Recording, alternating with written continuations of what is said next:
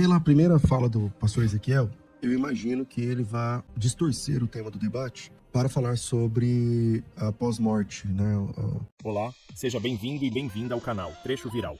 Se inscreva, compartilhe e comenta. A sua opinião é muito importante para nós. Lucas 23:43 é um texto classicamente debatido há muitos anos na igreja cristã. E, inclusive, nós temos algumas questões importantes para que o ouvinte leve em conta na hora de interpretar o texto. Eu gostaria de chamar a atenção do ouvinte para o fato de que o texto não fala nada sobre a alma do ladrão, a separação entre o corpo e a alma, que a alma do ladrão era imaterial, imortal, indestrutível e coisas desse tipo. De maneira que a leitura popular e tradicional desse texto, ela simplesmente baseia-se em nada. Da perspectiva de uma descrição técnica do que acontece com a pessoa quando ela morre ou não. Mas, além disso, existe um outro problema. A palavra de Deus ela não é silenciosa quanto ao que acontece com a pessoa quando ela morre. Você tem uma descrição muito clássica lá em Eclesiastes capítulo 9, dizendo que o morto não sabe nada, ele não tem amor, ele não tem ódio, para ele tudo pereceu, e etc. De maneira que, se a leitura tradicional de Lucas 23:43 fosse verdadeira, não é a igreja adventista, a Ellen White, o Ezequiel Gomes que estaria em erro, é a Bíblia. E em inúmeros textos e aspectos. Primeiro de tudo, você quebra a conexão entre o pecado e a morte. O salário do pecado e a morte. Que nada, você é um ladrão, você é imortal. Imagina como que o pecado trouxe a você morte, né? Que piada. Claro que não. É só metade de você que morre. A metade que realmente importa não morre. Inclusive, em outros inúmeros aspectos, a Bíblia diz que a alma morre constantemente. A alma que pecar, essa morrerá, etc, etc e etc. De maneira que, se a leitura popular de Mateus 23, verso 43 prevalecesse, a Bíblia estaria em erro. Não sendo esse o caso, a interpretação do texto é muito mais simples. Existe uma discussão de crítica textual, existe uma discussão de pontuação desse texto, e a leitura adventista implica que Jesus afirmou naquele dia da cruz que no futuro o ladrão estaria no paraíso. Então o ladrão creu, foi salvo, será ressuscitado na ressurreição dos mortos salvos, e em função disso estará no paraíso, a palavra de Deus se cumprirá. Jesus não mentiu, não enganou e não ensinou nesse texto imortalidade da alma, inclusive porque o texto nada fala a esse respeito. Ok, pastor Ezequiel, só para os ouvintes ficarem situados, então a opinião do senhor é que esse homem, ele será salvo, mas ele só entrará no céu na ressurreição. Perfeito. Ok, pastor César, por favor, fica à vontade. Bom, vamos lá. Pela primeira fala do pastor Ezequiel, eu imagino que ele vai distorcer o tema do debate para falar sobre a pós-morte, né? A escatologia da morte, né? O que acontece depois da morte e tal, que não é o nosso tema. Então, o nosso tema não é esse. O nosso tema é o seguinte: ele foi para o paraíso no mesmo dia, à luz de Lucas 23:43. Esse é o tema. Então, eu gostaria que eu não estou correndo do outro tema, porque o outro tema é até mais interessante, ele é mais amplo, né? O outro tema. Mas eu gostaria de trabalhar esse tema, e aí a gente pode marcar um outro dia para falar sobre essa questão de Eclesiastes 9. Você fez uma leitura superficial de Eclesiastes 9, né? Quando você cita, ele fala, o morto não tem nada, tal. É verdade, mas lá tá escrito que é do ponto de vista debaixo do sol. Então, quando você morre, você não vê mais nada mesmo aqui, você não trabalha, tal, nem nada. Mas, então não é essa perspectiva, né? O Eclesiastes 9 não é uma perspectiva de pós-morte, mas a Bíblia tem perspectiva de pós-morte, sim. Então, aí você começa dizendo assim, a Bíblia não fala nada sobre a alma do ladrão. A sua primeira fala. A Bíblia não diz nada sobre a alma do ladrão. E como é que Jesus vai levar esse cara para o paraíso? Independente se é naquele dia ou não. Porque eu vou defender que é no mesmo dia. Mas se não é sobre a alma, como é que Jesus vai levar esse cara para o paraíso? Se a Bíblia diz que carne e sangue não herdam o reino de Deus. Se não é sobre a alma, é sobre o que então? Então, é sobre a alma, sim. É sobre a salvação eterna de uma parte do corpo, ou melhor, de uma parte do ser que resiste, que sobrevive à morte do corpo. E essa parte imaterial, porque o ladrão, na continuação da leitura, ele morre. Ele morre fisicamente. Inclusive, ele morre antes de Jesus, o ladrão. Porque ele tem as pernas... Não, Jesus morre antes do ladrão, desculpa. Jesus morreu antes do ladrão. Mas ele tem as pernas quebradas para acelerar o processo da morte. Então, ele morreu. Como é que Jesus levou ele? Se é no mesmo dia, ou no outro dia, na outra semana, ou não chegou ainda esse dia, que é o que você vai defender, como que ele vai levar esse cara? Entendeu? Então, é sobre a alma também. É sobre a alma também. Agora, a leitura do texto, a leitura simples do texto, ela diz assim, Jesus respondeu, em verdade te digo que hoje estarás comigo no paraíso. E aí vai uma dica para os estudantes da Bíblia, das Escrituras. Respeite a Bíblia. Respeite a Bíblia. Não, porque se a leitura que os evangélicos fazem for essa, então a Bíblia está em erro, que é a outra fala do Ezequiel. Então, o que a gente tem para trabalhar é o que está revelado. A teologia, a boa teologia é com base na revelação. Então, o que está revelado nesse texto é que Jesus Cristo disse pro bandido, pro ladrão que se arrependeu, em verdade te digo que hoje estarás comigo no paraíso. Nós os teólogos, nós os estudantes, a gente que lute. Porque isso está revelado. Jesus Cristo disse pro bandido arrependido. O rapaz falou, eu não lembro a fala do rapaz, lembra de mim quando entrares no teu reino. Jesus falou assim, da hoje estarás comigo no paraíso. Agora, como esse texto se encaixa na nossa teologia humana, no nosso entendimento sobre o resto dos textos, é problema nosso. Isso é problema teu, cara, problema meu. Entendeu? Está revelado. A gente vai da revelação para compreensão. E não da compreensão para revelação. Eu não posso abrir o texto bíblico a partir da minha compreensão e fazer com que o texto bíblico encaixe-se na minha compreensão. Não, é o contrário. Eu vou à revelação. O que está na Bíblia é revelação. Tá revelado isso? Tá. Então agora a gente que lute, com todo o respeito, para a gente encaixar isso na nossa compreensão. Pastor Ezequiel, o senhor pode ficar à vontade para fazer o contraponto. Ok, então o que acontece? Se o que importa é o que está revelado, nada nesse texto está revelado sobre uma alma imortal. Nada nesse texto está revelado sobre uma alma imaterial. Nada nesse texto diz que a compreensão correta do que aconteceu com o ladrão implica que ele morreu, mas não morreu, porque metade dele é imortal, porque esta metade nunca poderia morrer sob nenhum aspecto, a despeito de ser uma alma pecadora, de uma pessoa pecadora, e coisas desse tipo. De maneira que considerar o que a Bíblia diz a respeito desse tema é o que é revelado é absolutamente natural quando se explora o texto. Então, por exemplo, vamos tratar aqui com uma hipótese. Vamos supor que, de fato, a sua tradução da Bíblia estivesse correta e Deus, em Cristo, prometeu ao ladrão estar naquele mesmo dia no paraíso. Vamos trabalhar com, sei lá, com uma hipótese que eu, obviamente, não concordo, porque ela não está de acordo com os dados bíblicos, de que, sei lá, vamos dizer que Jesus Cristo ressuscitasse aquele homem naquele mesmo dia e o arrebatasse para o paraíso em carne e osso, da mesma forma como hoje Jesus está no paraíso em carne e osso. Que Jesus ressuscita com corpo e sangue e corpo literal, né? O que ele, inclusive, fala para os discípulos. Coloque aqui, ó. Pegue em mim porque eu estou vivo e não é uma alma, não é uma coisa do tipo. Vamos trabalhar com essa hipótese, que mesmo Jesus tivesse ressuscitado no mesmo dia da sua morte, o ladrão também, e os dois tivessem ido ao paraíso ressurretos. Essa seria uma explicação plausível para a noção do que hoje você vai estar no paraíso. Porque isso é uma questão que está de acordo com o que a palavra de Deus ensina de forma ampla.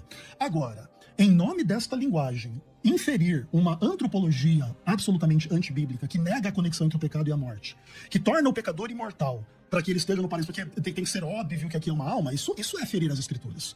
Isso é não ler o que está na revelação. Isso é você ir contra o que está revelado e inferindo sobre a palavra de Deus o que a palavra de Deus não diz claramente. Muito pelo contrário, o que a Bíblia diz o oposto. A alma que pecar, esta morrerá. Esse ladrão é uma alma imortal? Sem pecado? Inclusive, isso teria problemas também para a escatologia, para a ideia do próprio inferno eterno. Uma alma imortal teria que ser sem pecado. E ela vai sofrer eternamente por que pecado lá no inferno. Mas enfim, o fato é que também, nesse caso, o mau ladrão também seria imortal. Que os dois morrem, aí um é imortal no paraíso, outro é imortal no inferno, talvez seria esse o caso. Mas nada disso está presente no texto. De maneira que aí, como inclusive você, César Cavalcante, gosta de dizer, onde que está o texto? Cadê o texto que a alma é imortal? Cadê o texto que a alma dele é que foi para o paraíso e ele não foi ressurreto? Não existe uma outra estrutura de pensamento bíblico, lógico, que pudesse fazer com que esse texto se cumprisse, não desta forma como você imagina. Bom, vamos lá. Em primeiro lugar, pelo que eu entendi, você vai defender a ideia de que para ele entrar no paraíso ele precisa primeiro da ressurreição. Sim, perfeito. Aonde está isso nesse texto? Isso não está nesse texto. Então, isso está na palavra de Deus em outros contextos. Não, aonde está no texto que haveria necessidade desse cara ressuscitar para entrar no paraíso? Essa é uma compreensão doutrinária, isso não é uma exegese. Então é uma compreensão pessoal sua. E, assim como a sua de que a alma não saiu... Não, calma aí. A minha não é uma compreensão. Claro que é. Vamos lá, eu fiz uma pergunta. Como Jesus disse pro ladrão que ele vai levar o homem para o paraíso? Como seria esse levar? Não, com carne e osso? O texto não diz. Então, como seria? O texto não diz. Então, no mesmo dia, ele disse assim... Em verdade, essa não é a leitura então necessária do texto. Porque você diz assim, ó, se a sua tradução estivesse correta, então vamos lá. Vamos levar esse bate-papo aqui para além das traduções. O texto original, o texto grego, diz assim, ó, Kai eipen auto, amen soi lego, semeron, met emu esse ento paradeison. O que Jesus está dizendo é o seguinte... Então, a primeira coisa que a gente tem que levar em conta aqui, Ezequiel, por exemplo, qual é a forma de Jesus? Jesus está na cruz aqui, morrendo, com dores, lancinantes, tal, difícil. Certo? Esse é o momento dele inventar um outro jeito, um outro estilo de fala? Parece que não. Ele está falando como ele sempre falou. E era costume de Jesus dizer sempre assim, é isso que te digo. Tal, tal. E aí, depois do isso que te digo, vem a frase. Isso, eu acho que não precisa, mas a gente pode ver aqui dezenas de momentos onde Jesus Cristo diz, em verdade te digo, e fala a verdade que ele quer falar. Uhum. E aqui no momento onde ele fala assim, amen soi lego, então na verdade eu te digo, hoje estarás comigo no paraíso. Não faz sentido, vamos lá, pelo menos se a sua leitura estiver correta, essa vai ser a única vez que Jesus falou desse jeito. Porque todas as demais, e aí é um contra centenas, Ou pelo menos algumas dezenas, pelo menos. Tá. Algumas dezenas de vezes a fala de Jesus é assim, o estilo literário eu tô falando. A fala de Jesus é assim, ó. Ou ele diz, em verdade te digo, e fala a verdade, que ele quer dizer. Tipo assim, imagina, em verdade te digo, 2 pontos, e vem a frase. Ou, em verdade te digo, em verdade vos digo, 2 pontos, o 2 pontos eu tô imaginando, pra você entender, e vem a frase. Perfeito. Porque, na cruz, ele vai inventar um novo cacoete, um novo jeito de fala. Isso não faz sentido algum pra alguém que tá morrendo. Faz mais sentido que ele falasse como ele sempre disse, o tempo todo. Inclusive na última semana. Na última semana ele fala essa frase várias vezes. E aí ele diz, em verdade te digo, hoje estarás comigo no paraíso. Tá. Quando Jesus diz isso, ou você tem de reinterpretar o próprio estilo de Jesus, dizendo que, eu não sei quantas vezes, tá? Mas vamos dizer que seja 30 e poucas vezes, certo, onde ele fala de uma mesma maneira, então você coloca numa balança essas 30 e poucas vezes, e uma única na outra. Mas aí tem um problema. certo. Jesus tá morrendo na cruz. Ele tá com dores. Será que ele vai passar? Não, peraí. Eu vou colocar vírgula na minha entonação, que é o que você defende. Você tá rindo, mas você tá rindo do seu argumento. Não, O seu argumento é esse, que você riu. Aí ele vai parar e vai dizer assim, peraí, eu vou falar de um jeito que eu nunca falei, construindo a minha entonação para que as pessoas entendam assim, ó. Em verdade te digo, hoje. Então eu tô dizendo hoje. Vírgula. Aí eu dou a pausa. Estarás, escatologicamente falando, tá? Estarás comigo no paraíso. Ora, tem um versículo na Bíblia onde Jesus tenha falado alguma coisa parecida dessa forma? Veja bem, César, a singularidade do dia em que Cristo morre justificaria em absoluto a postura dele em fazer referência àquele dia. Jesus não falou de outra forma porque também não morreu em nenhum outro dia. E isso não é um argumento. Porque, veja bem, o grande ponto é o seguinte, César. Você está me pedindo, por exemplo, assim, onde que está um texto bíblico onde Jesus falou desta mesma forma em um outro dia? Todavia, não é necessário que isso exista para que ele fale desta forma neste dia. É possível que, por exemplo, muitos ditos de Jesus tenham sido repetidos de uma maneira ligeiramente igual ou diferente durante todos os evangelhos, mas em alguns momentos Jesus fala coisas que ele falou só em um evangelho. Jesus falou coisas singulares em inúmeros aspectos. E o grande ponto não é esse. O grande ponto é, caso a inferência de que este hoje estaria se referindo ao dia em que o homem estaria no paraíso, e isso implicaria uma alma imortal que não morre, isso criaria todo o problema a respeito do qual a gente já está falando aqui desde o começo.